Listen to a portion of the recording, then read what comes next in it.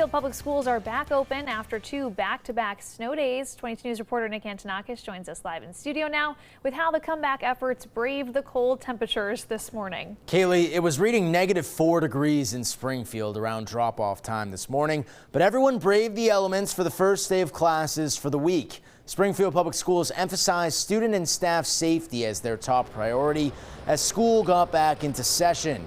Snow removal efforts happened at school buildings, but they warned of winter conditions still lasting around the city.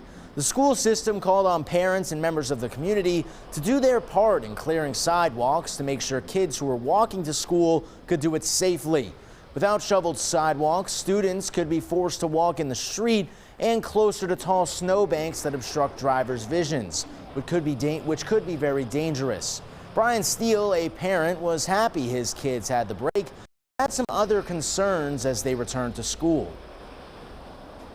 We bundled them up. They called yesterday and said it's going to be freezing, so be ready for it. So we were ready for it. The traffic on Sumner Ave outside of this school zone is unbelievable every day. It is not safe. Things were a lot better when we had a cop around, but I understand they're busy, especially right now. The way that it was plowed, it's not working.